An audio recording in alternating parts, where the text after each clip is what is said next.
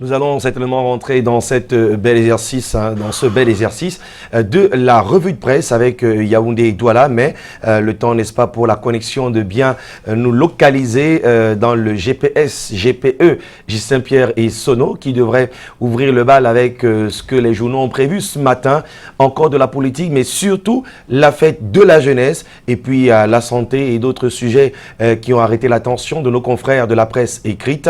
Et il est clair que ce matin, il y aura forcément à dire. Yaoundé, dans un instant, à défaut, on pourra peut-être changer la règle. De toute façon, en avant-centre ou en milieu de terrain, c'est la même équipe et c'est l'homme à l'adresse facile pour prêter les mots à J.C. et Sono qui est déjà sur ce plateau avec nous. Michael Chipkio qui devrait donc ouvrir, me signale-t-on, la revue de presse. Et on lui dit bonjour sur le plateau, Patricia. Bonjour Michael, bienvenue. Bonjour Patricia, bonjour Emile. Bonjour. Merci. Alors, beaucoup de choses à partager. On va commencer par The Post Weekender pour cet exercice. D'abord, à partir de Douala et puis Yaoundé, si les dieux de la technique sont avec nous. Eh bien, on commence avec The Post. Vous l'avez dit, The Post qui nous parle encore des élections dans les régions du Nord-Ouest et du Sud-Ouest. Le journal est allé enquêter pour constater que depuis quelques jours, des populations fuient Bamenda et Boya à l'approche de la tenue de ce double scrutin. Des populations qui craignent justement après les mots d'ordre de lockdown qui ont été lancés, de Ghost Town également portés par des combattants séparatistes dans le Nord-Ouest et le Sud-Ouest du Cameroun. Pas peur de représailles effectivement avant ou après la tenue de cette élection. Ils sont nombreux à plier bagages et quitter les régions du Nord-Ouest et du Sud-Ouest du Cameroun. Beaucoup affluent vers la ville de Douala, Yaoundé et à Bafoussam également. Elles sont nombreuses, ces populations qui fuient ces localités. Mais le journal de Post qui constate également que malgré cette peur, certains meetings se tiennent dans les régions du Nord-Ouest et du Sud-Ouest. L'exemple de Lébialem, par exemple, où le RDPC a tenu un meeting il y a quelques jours seulement, est également contenu dans le journal de Post Weekender en kiosque ce jour. De Star revient sur ce meeting du Rassemblement démocratique du peuple camerounais hier dans la ville de Douala. Ce meeting présidé par le Premier ministre chef du gouvernement, Joseph Diongouté, qui a donc rappelé des réalisations effectuées par le gouvernement avant d'appeler les populations de la ville de Douala et le littoral en général à voter pour le Rassemblement démocratique du peuple camerounais. C'est ce que nous rapporte le journal de Star qui est en kiosque ce jeudi également. Et la suite avec le quotidien Le Messager qui nous fait part une analyse justement, qui nous livre une analyse sur la bataille entre le RDPC et le SDF dans la municipalité de Douala 3 et la circonscription électorale de Vouri-Est. Les deux formations politiques sont donc au coude à coude, s'affrontent depuis l'ouverture de la campagne électorale. De nombreuses stratégies sont mises sur pied pour aller à la conquête des électeurs. Georges Elon Etondé, président de la commission communale de campagne du RDPC à Douala 3, a donc perdu le sommeil depuis lors. Pour lui, il faut élaborer toutes les stratégies possibles pour que le Rassemblement démocratique du peuple camerounais vienne à bout du SDF dans cette circonscription électorale. Une liste législative portée par Isaac Ngane, Pokosi Doumbé, candidat à la députation, et puis Tokap Wanan Rost, en tête de liste du parti au pouvoir au communal, envisage justement de récupérer les 61 sièges de conseillers municipaux, 4 sièges à l'Assemblée nationale du Cameroun. Et pour y parvenir, les turiféraires du RDPC doivent convaincre l'électorat et surtout vaincre leur principal adversaire qui est donc le SDF, avec le maire Job Théophile Kwabnan qui est dans le porte-étendard de cette formation politique dans le cadre des municipales. En outre, le bilan de ce maire issu des rangs du SDF est un indicateur que le RDPC ne va pas marcher sur du velours pour arriver à la mairie. Et au sein du RDPC, donc, Ngane, Pokosi Doumbé, Sa Majesté Mouen Diboudje et Dr Anaba Ebanda en course pour les 4 sièges de députés du Vouri-Est n'en démordent pas. Des bouchées doubles sont mises à contribution pour conforter à nouveau la majorité acquise à l'Assemblée nationale au terme de la dernière mandat mandature, ce qui permettra au président national du RDPC de piloter sans blocage les projets et différents chantiers engagés qui seront portés à l'Assemblée nationale. Le journal parle donc pour conclure d'une gestion participative, innovation, rigueur, bonne gouvernance qui sont les socles et autres leviers que le prochain maire de Douala 3 promet, issu du RDPC. Espère-t-on, il veut utiliser justement ces différents leviers pour moderniser cette municipalité, l'accélération du processus de décentralisation qui viendra également booster les compétences de la mairie et ses ressources humaines et financières. Ça va être en définitive un précieux adjuvant pour le postulant Tokap Wanan Rostan. Et le journal Le Messager qui a d'ailleurs donné la parole au président de la commission communale de campagne du RDPCR, Douala 3, par ailleurs chargé de mission numéro 1 de la délégation permanente de ma départementale du Vouri, qui évalue la campagne telle que menée sur le terrain et les chances des candidats du RDPC. Elon Etondé Georges s'exprime dans le quotidien Le Messager en kiosque ce jour. Le journal qui nous parle aussi de ses propos jugés haineux, tribalistes d'ailleurs, tenus par un candidat à cette élection, Abel Elimbi Lobé, présenté comme le cheval des trois des pontes tribaliste du Rassemblement démocratique du peuple camerounais. Le candidat à la députation à Vouri Est a tenu mercredi dernier, écrit Le Messager, sur les ondes de Radio Balafon ici à Douala, des propos jugés tribalistes par la classe politique. Bien que les meetings, pourtant plus nombreux qu'au début de la campagne électorale, peinent toujours à faire foule, le candidat à la députation à Vouri Centre, qui s'en était déjà pris au MRC, a également tiré sur l'Union démocratique du Cameroun, présenté selon lui comme un parti tribal constitué uniquement des Bamoun. Il est allé plus loin en parlant du cas de Douala, où les postes électifs selon lui sont accaparés par des halogènes. À Vouri Est, il est également revenu sur la liste portée par Jean-Michel Ninche, liste justement dans laquelle on ne retrouve selon lui que des Bamileke. De conclure, a-t-il dit justement sur les ondes de Radio Balafon, Abel Elimbi Lobé, que les populations du Vouri ne doivent plus voter des candidats qui ne sont pas originaires du Vouri. Des propos donc jugés tribalistes par la classe politique qui a immédiatement réagi, et des réactions sont donc à retrouver dans les colonnes du quotidien Le Messager en kiosque aujourd'hui. Le journal nous fait part également de l'état de santé de Paul Chouta, le lanceur d'alerte dans les couloirs de la mort à la prison de Konengi à Yaoundé, en détention à la prison principale de Yaoundé depuis 241 jours sans jugement suite à la plainte pour injure et diffamation de Calixte Béala. Le lanceur d'alerte aurait été victime d'un empoisonnement il y a une dizaine de jours. Il se plaint de douleurs au ventre. Le traitement qui lui est administré en ce moment ne semble pas justement remédier à sa situation de santé qui devient de plus en plus préoccupante, écrit le journal Le Messager en kiosque aujourd'hui. Le journal La Météo également en kiosque ce jour. L'hebdomadaire nous parle de ce meeting encore de Laurent Esso hier ici à Douala, avec cette sortie de Laurent Esso, chef de la délégation du RDPC pour la région du littoral effectivement, qui est revenu sur le vivre ensemble dans la région du littoral. Il n'y a aucune honte à être autochtone, a-t-il lancé un meeting hier justement. Le président de la commission régionale de campagne du RDPC, dans un discours vérité, a appelé les Camerounais à préserver leur patrimoine commun, qui est donc le Cameroun. Avant tout, il faut penser au Cameroun, et il est également revenu sur les multiples cultures camerounaises, cultures étrangères. Pour le président de la commission régionale de campagne du RDPC, la diversité de nos traditions ne devrait pas empêcher l'évolution du Cameroun. Bien au contraire, c'est par cette diversité, tradition, que se construit notre identité, que s'organise notre cohésion nationale, a-t-il donc lancé hier lors de ce meeting tenu ici à Douala. Info Matin nous reparle aussi de ce meeting et toujours de Laurent Esso. La légitimité, dit-il, ne s'acquiert pas par le boycott des élections. Il appelle donc l'ensemble des Camerounais à aller aux urnes le 9 février prochain et à ne pas céder aux appels au boycott qui sont portés par certaines formations politiques. Pour Laurent Esso, le vivre ensemble ne devrait pas conduire à un dommageable repli identitaire face face au Premier ministre Joseph Diongo Teye en visite officielle dans la métropole économique du Cameroun. Le ministre d'État, ministre de la Justice, a appelé anglophones et francophones à gagner ensemble la bataille de l'intégration nationale et du développement.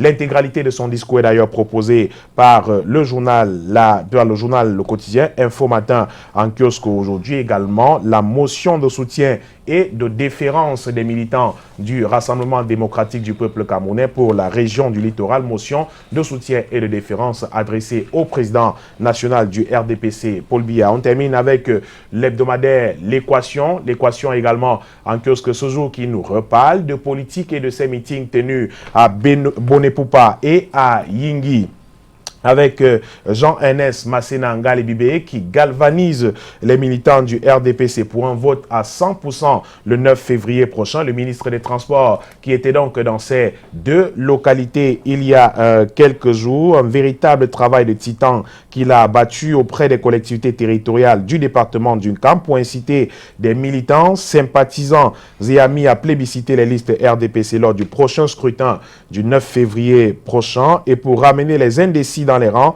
Dans ces zones où il y a de la concurrence, Jean-Ernest Masséna Ngalé-Bibé n'a pas hésité à toquer les portes. Il a justement effectué une opération de porte-à-porte pour convaincre les derniers militants. Et puis Célestine Ketcha-Koutez également qui enflamme les régions dans le soutien des listes du Rassemblement démocratique du peuple camerounais. Elle était à l'ouest il y a quelques jours. Elle a fait le tour de plusieurs départements allant au-delà du département d'Undé qui lui est cher, où elle a tenu un meeting. Elle est allée dans plusieurs autres départements de la région de l'Ouest Cameroun. Question de soutenir les différents candidats et appeler justement les populations à voter les listes du Rassemblement démocratique du peuple camerounais. Allez, merci beaucoup. Je pense que la transition va remonter cette fois sur Yaoundé et Michael Chipkeo qui va vaquer à ses occupations avec la rédaction centrale ici à Douala. On vous souhaite une journée en or, Michael Chipkeo, et là on va retrouver Justin Pierre-Essonnon en direct de Yaoundé pour la revue de presse Made in Yaoundé, deuxième partie en l'occurrence. Bonjour Justin Pierre-Essonnon, bonjour et bienvenue dans Canal Matin.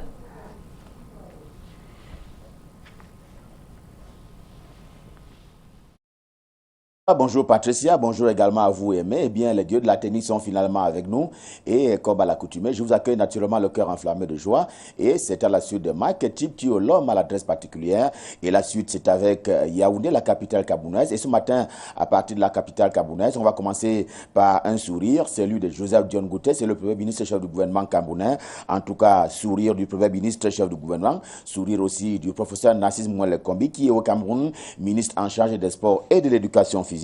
À leur gauche, vous le voyez bien, une principale de Cameroun Tribune, un partenaire à l'air grave. La pression est sur ses épaules, sur les épaules de ce partenaire. Cameroun Tribune a d'ailleurs choisi cette photographie pour illustrer sa une principale, portant donc visite du côté de Douala, la capitale économique du Cameroun, du chef du gouvernement, sur les infrastructures dont on sait qu'elles sont en chantier en termes de construction, s'agissant justement des infrastructures sportives, tant le Cameroun doit abriter dès le mois d'avril prochain le mais également en début d'année prochaine la Coupe d'Afrique des Nations de football. Il fallait donc que le Premier ministre aille sur le terrain. Question justement d'aller voir où est-ce qu'on en est avec ces chantiers de construction et ou de réhabilitation des infrastructures sportives. Et selon Cameroun Tribune édition de ce jour, cette visite de travail en valait la peine. Elle vaut son pesant d'or, tout son pesant d'or. À contrario, il y a de la colère en circulation dans les hôpitaux publics du Cameroun. C'est réparti comme assez souvent d'ailleurs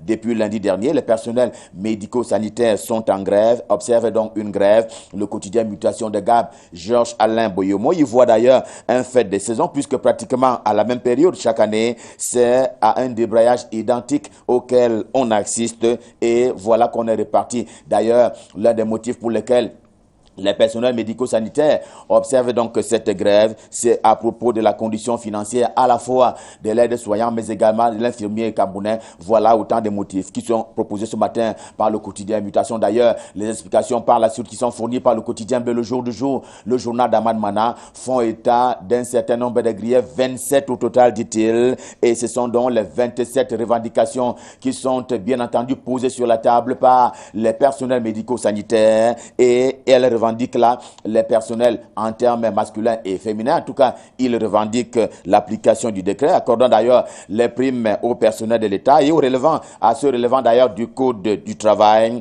il y a l'apurement désaéré des salaires issus justement de la convention collective des hôpitaux de première catégorie, l'arrêt de l'utilisation abusive des stagiaires lors justement des stages de perfectionnement. Pourtant, cela se fait à statut précaire et autant le rappeler, il y a 1001 revendications qui sont remises sur la table et les personnels médico-sanitaires revendiquent justement que soient réparés ces faits qui leur ont assez causé du tort. Autant de causes justement qui sont mentionnées ce matin par le quotidien bleu, le jour du jour. Le journal nous plonge encore dans la campagne électorale dont on sait quel cours et qui va s'achever samedi prochain à minuit et dimanche, place justement aux élections couplées du 9 février. Nous serons alors dimanche, non pas pour faire écho d'un meeting de la part du quotidien bleu, mais pour rendre compte de l'arrestation de 4 militants du MRC, le mouvement pour la renaissance du Cameroun. C'était dans le département d'Undé et à Banganté en particulier, qui est d'ailleurs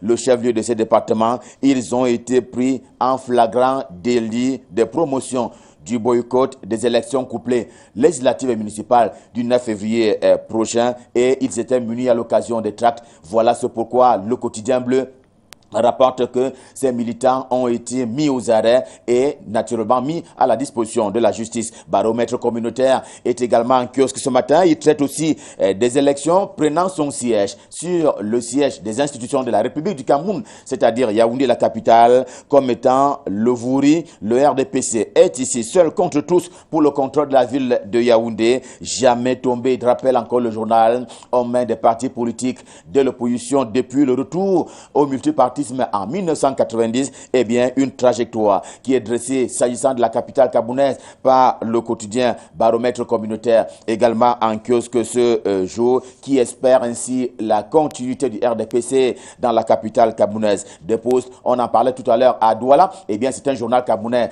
d'expression anglaise, juste un mot, et parce qu'il nous conduit si loin, mais si proche de Yaoundé, dans les deux régions qui sont donc en crise, le nord-ouest d'une part et le sud-ouest d'autre part, les électeurs rappellent encore le journal, Michael en parlait tout à l'heure, eh bien, ils sont abordés sur rendez-vous par les villes, dans les villes et autres centres urbains de ces deux régions du Cameroun. Mais ce qui est grave, c'est que certains habitants, à l'image justement de ce qui est proposé comme photographie ce matin, certains habitants ont commencé à quitter la zone rurale, question de converger vers les zones urbaines dans l'espoir justement et aussi de pouvoir jouir de leur droit civique, à savoir voter dimanche prochain. The Voice, un autre journal camerounais d'expression anglaise, eh bien, dénote que la campagne électorale sur le terrain consiste pour les candidats non pas seulement à séduire les potentiels électeurs, mais aussi de les sensibiliser face à l'idée du boycott, car il y a bien entendu une opinion qui rame à contre-courant, appelant les Camerounais à boycotter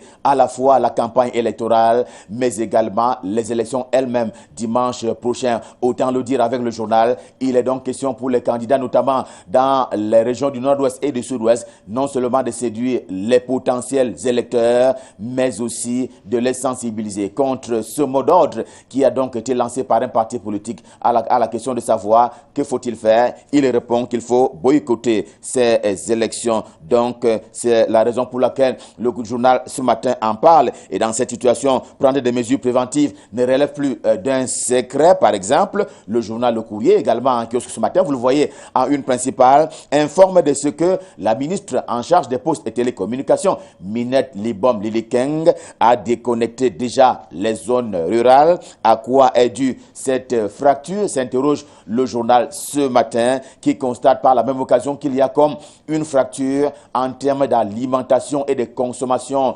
d'Internet au Cameroun, une fracture entre la ville et la zone rurale, certainement pour des raisons de sécurité par réseau interposé pour parler donc des réseaux sociaux. Mais sur le terrain de la campagne électorale, voyons avec le journal L'Équation, eh bien, comment Jean-Ernest Masséna Ngalé-Bibert, le ministre camerounais en charge des transports, local galvanise donc sur le terrain. Il ratisse large en toquant les portes, en ralliant les indécis, là où la concurrence bat son plein à Bonapupa ou encore à Yingui, et bien constate le journal, le travail continue. Tribune d'Afrique est également en kiosque ce jour. D'ailleurs, Tribune d'Afrique et Faustin Djikam, le directeur de cette publication, connaissent très bien le département du Noun, région de l'Ouest du Cameroun, qui est et s'avère ainsi un véritable laboratoire politique au Cameroun. On y vit l'éternelle inimitié entre UDC, Union démocratique du Cameroun, et RDPC, Rassemblement démocratique du peuple camerounais, au cœur du peuple bamoun,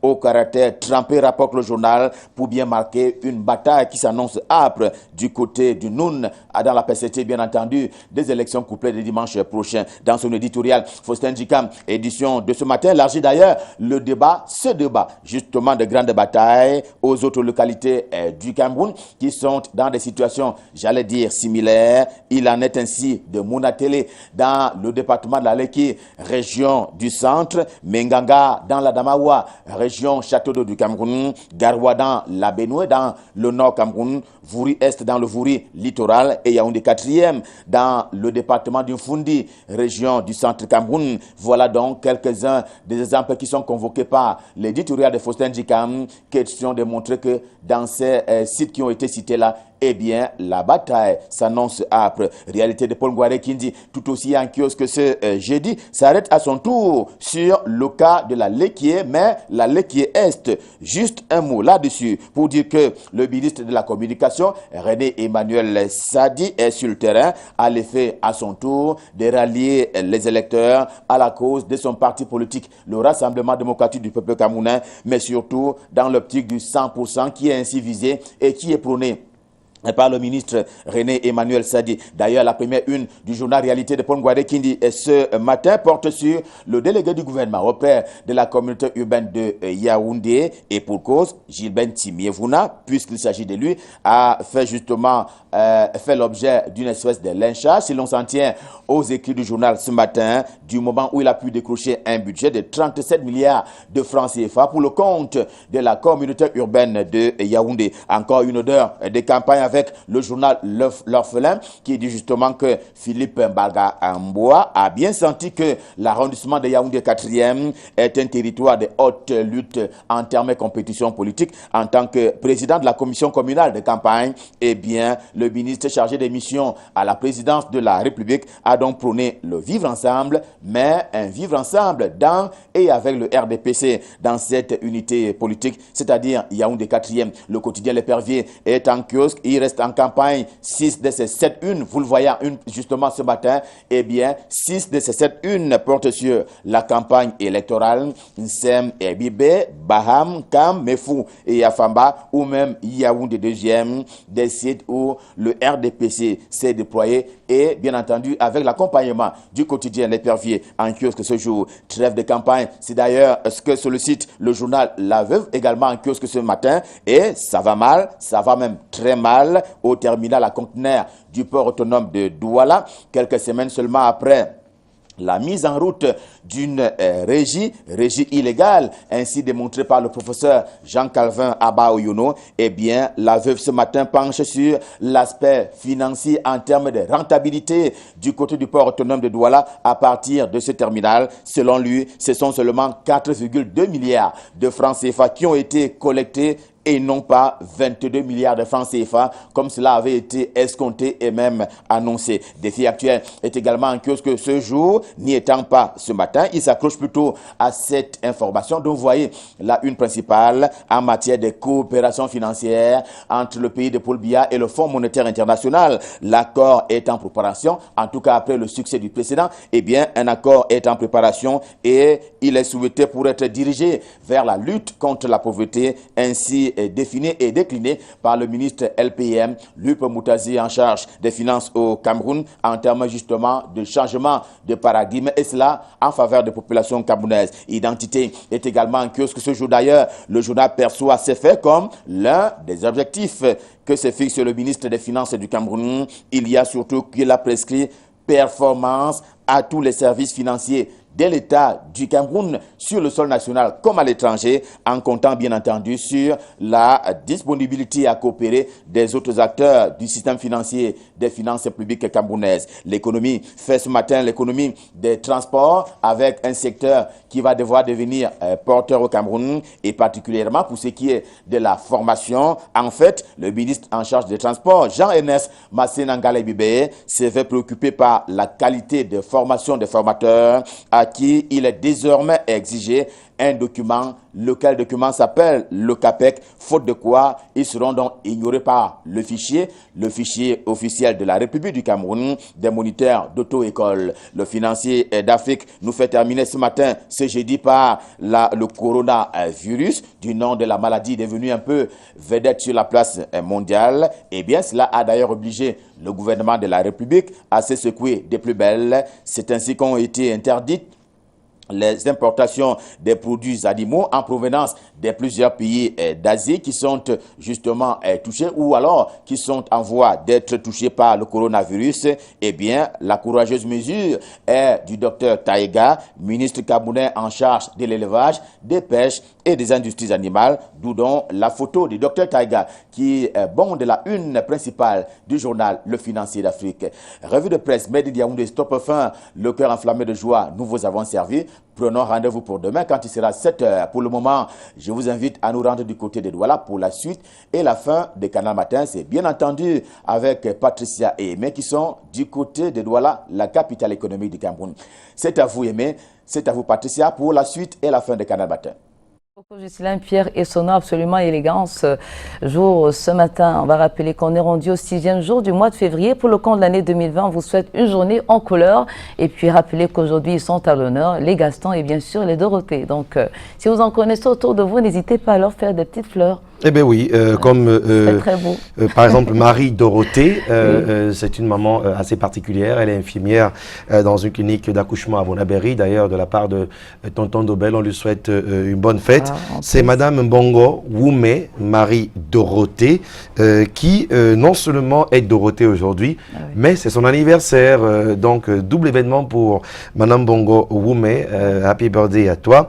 Une autre Dorothée, c'est alors dans la famille Missipo à Bonapriso, une de mes grandes familles, il y a au moins 4 Dorothée et Kambi. Donc, nous, on a abrégé Do. Donc, Mama Do, Tata Do, toutes les Do des Bonamsipo, Dorothée. Dorothée Siké aussi, du côté de Yaoundé, une consoeur de médias. Et puis, les Gaston, comme Gaston et Lundu. Lundu et Somba. Alors, Gaston et Lundu, c'est vrai que c'est aussi son bonbon, mais lui, c'est le papa et manager des jumelles et Lundu. Très bonne tennisman, tenniswoman pour être au féminin. Et d'autres Gaston aussi, hein, comme le ministre, naturellement, qui nous regarde ce matin. Ah oui, absolument. Et vous, si vous portez ce prénom, sachez qu'on vous porte à cœur ce matin, ou l'un de ces prénoms, ou quasiment les deux, Dorothée et bien sûr Gaston ce matin, on va faire un clin d'œil particulier à monsieur Désiré Lobé, Samuel, qui annonce à son boss, oui, le procureur au parquet de Banga, il s'appelle donc monsieur Noé Mouelet, qui a un an de plus aujourd'hui. Donc c'est un verso très très heureux d'ailleurs. Et puis dans quelques instants, on va vous proposer la page consacrée aux éphémérides en rappelant que chaque jour est une date historique et ça vous le savez. Et il est important que l'histoire s'arrête sur ce 6 février qui sera particulier pour les amis, la grande famille, des collègues et d'ailleurs simplement les Camerounais qui ont gardé son étoile encore dans le cœur. On parle de Patricia Berthelot. On aura le détail tout à l'heure avec des invités sur ce plateau, mais ce jeudi 6 février, vous savez que les obsèques ont eu lieu du côté de France. Donc, ici au Cameroun, à la cathédrale, une bougie pour Patricia.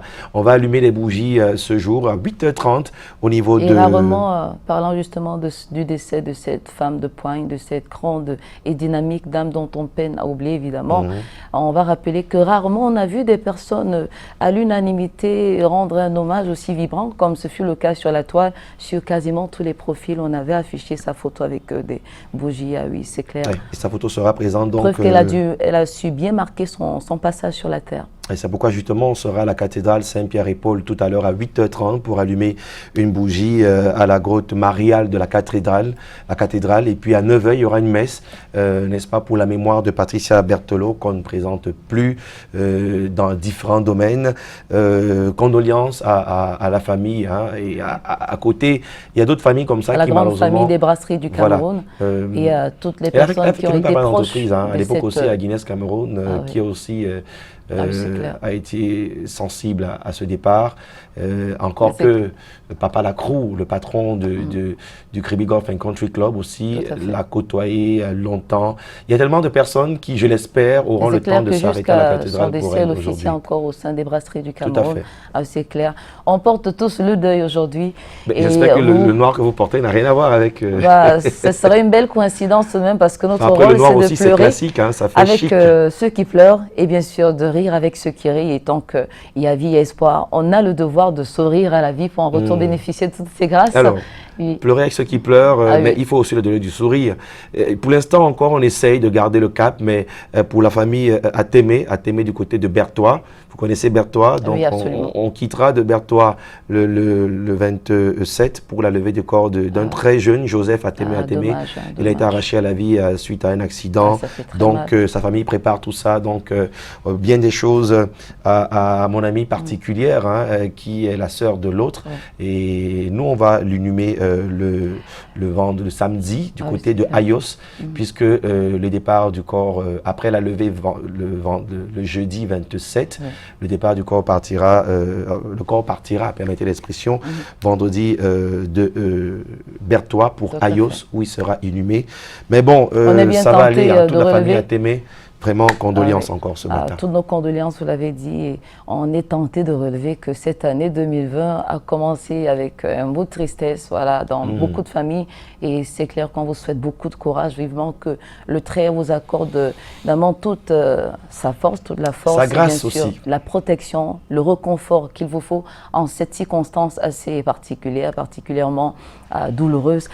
Et puis on marque la transition, comme on l'a dit, vous le savez, chaque jour est une date historique. On va se rappeler de ces événements majeurs qui ponctuent l'histoire un certain 6 février, quelque part dans le monde. Mais avant, la page colorée de Canal Matin. Mais on y va tout de suite, ne bougez pas. Let's go. On est encore là.